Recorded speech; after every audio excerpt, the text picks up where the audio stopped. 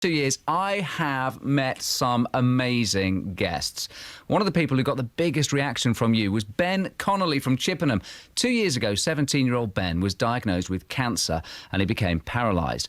But despite a life-changing diagnosis, this hasn't stopped him trying to achieve his dream of becoming a professional racing driver. In fact, he wants to become the first paraplegic drift racing driver. We spoke to him 6 months ago and he was starting his hunt for some sponsorship. And this week, we had an update from Ben and his family. BBC Wiltshire's Sophie Parker has been to catch up with Ben and started off asking him to explain a bit more about what drifting is. Basically, where you've got two cars in tandem going around a track and you're judged on what speed you enter the corner sideways and how close you get to each clipping point on the corners, and the cars are side by side. It's like you could call it like ice skating. It's like a dance in a way. So you would see two cars going around the track side by side, and the follow car has got to get as close to the lead car as possible, and the lead car has got to try and throw the other driver off by entering corners harder, at more speed, at more angle.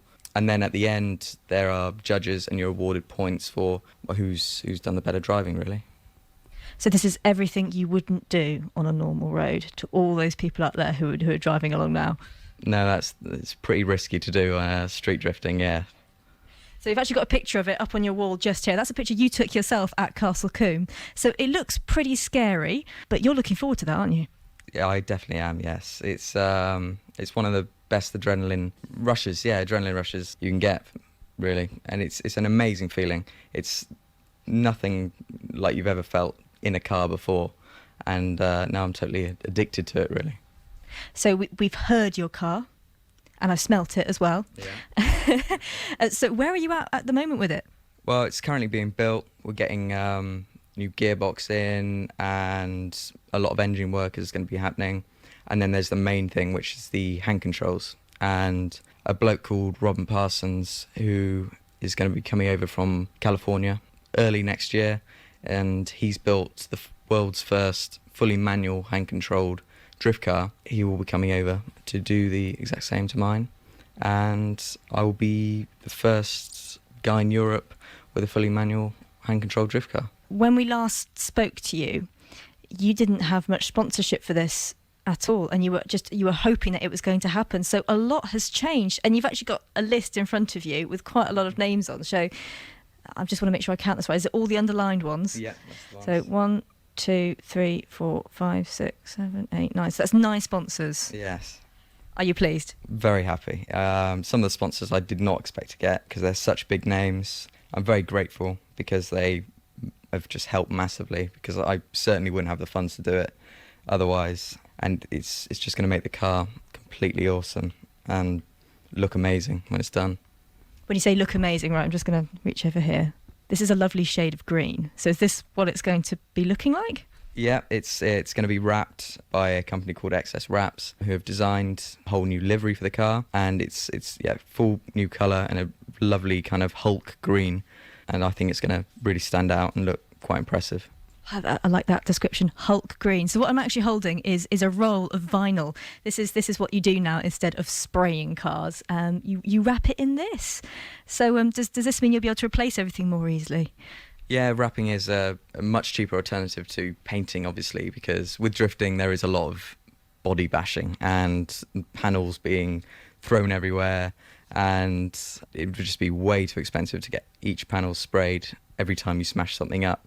So wrapping is a very easy way to get the car in a lovely colour but still look like it's been painted. So you're saying goodbye to the car in a couple of days, I think. What's the first thing you're expecting to come back and to be changed on it? Well, the car's going up north. It's going to have a new, stronger clutch put in, along with a stronger gearbox to cope with the higher amount of power that's going to be produced from the engine. And it's also to work with my hand control setup a lot better, because Rob's advised me to go for this gearbox so all the hand controls link in better and it works tip-top, really. Now, you've met some pretty interesting people over the past year while you've been doing all of this. Can you tell me a few names and what they've said to you. Well, I've headed up to quite a few events. I've been invited, and it's quite a few of the Monster Energy drivers, such as Nicholas Hamilton, and I met him up at Santa Pod, and we had a good long chat. I told him about what I was doing, and he thought I was a complete inspiration. He told me that to my face, and I was just shocked. And it's like coming from a man like him, who's an inspiration to me and for so many others, and it's just amazing. Why is he such an inspiration to you? He's also got a disability himself, and he's not letting anything stop him. He wants to get out there, just get racing, doing what he loves, really. Now, when those sponsors first started signing up, how did you feel when you got that, when you found out from the first one that you were going to get sponsorship? What was your reaction? It's an amazing feeling, because I haven't even proved anything yet, and these sponsors see potential in me, and it's just so grateful, really. I've got a lot of gratitude, and my dad helped me out a lot by contacting these sponsors as a manager. It's just a fantastic feeling, and really grateful to have them on board. Well then, Dad, how did you feel then when they started rolling in? Well, I'm a complete amateur when it comes to sort of managing somebody like Ben, but I thought we were going to, every door would be shut, really, because it's not easy to actually pitch these guys. But when I started, I explained Ben's story. I explained the fact that he didn't have the drift car up and running, and he certainly wasn't racing at this moment in time. But he had driven a drift car in California when we visited, and he did it very well. I just basically chatted to them, and within next to no time, they were on board. They loved the story. They loved the thought of helping somebody like Ben, and getting something out of themselves, because that's the way it works with sponsorship. They don't do it for nothing. So I was very, very pleased, and the more that came on board, the more it sort of just spread. So it's a fantastic feeling. We're not there yet. We still need a tyre sponsor, by the way, and that's the biggie, which I'm trying to crack. But Ben's well on his way to have a full professional drift car by March of next year, and he will be on the track, and thanks to these sponsors. Sam Connolly there, father of 17-year-old Ben from Chippenham, who's edging closer to his dream of being the first paraplegic drift racing driver. More from the Connolly family a little later. Particular slot on this particular radio station. I have loved the last 2 years, mainly because I've met some amazing people. This morning we've been hearing from one of the people who got the biggest reaction from you, Ben Connolly from Chippenham. He became paralysed after a complication with cancer.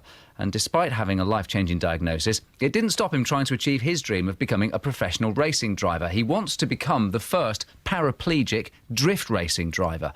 We spoke to him 6 months ago, and he was starting his hunt for some sponsorship. This week, we had an update from Ben and his family. BBC Wiltshire's Sophie Parker has been to catch up with him and his mum, Susie, and dad, Sam. And Ben explained to Sophie about the charity that they were hoping to set up and how it's gone from strength to strength. The charity hadn't really kicked off massively last time we spoke, because we didn't have a lot set up there. We had a chassis that was being built by Bristol Kit Car Club, but it's moved quite a long way since then. We've got a bit more funding in now. We've had 2 cars donated, 2 Mazda MX-5s, and that's just amazing that people have kindly just donated. They called us up and said, yeah, we'd be happy to donate a car to that cause. So yeah, it has come a long way.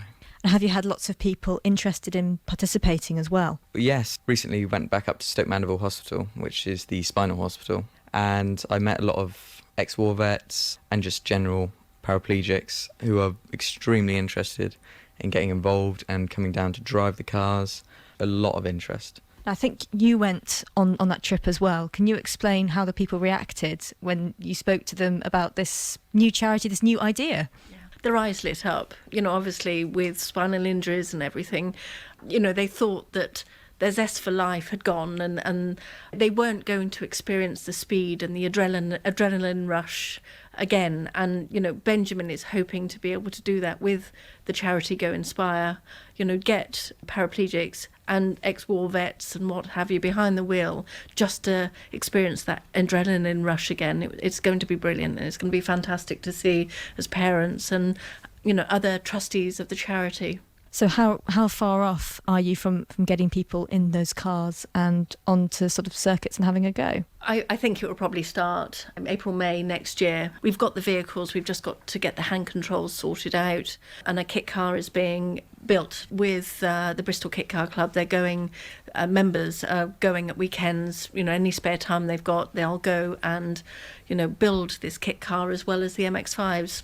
And we're hoping to add to the charity with, as and when funds allow, we're hoping to have additional vehicles for people experiencing different disabilities. How important is it to you to see this happen, to see other people doing it? Well, I think it's going to give me a fantastic feeling, seeing other people's faces light up when they go around the track, either if they're taking round or if they're driving, and just see the joy that it brings to them. And it will bring joy to me, just seeing that. There's nothing like this out there at the moment, and I really think it's a good kind of healer for paraplegics that are interested in motorsport, because it just shows that things are possible and their life isn't over and they can still have a complete blast and get that adrenaline rush. So the healing is all about that adrenaline rush and that excitement then? I think that's a big part of it, yeah. Well, for me it is, definitely. So I would say for other petrol heads in my position, it's the same. Great to hear. Ben Connolly from Chippenham, his dream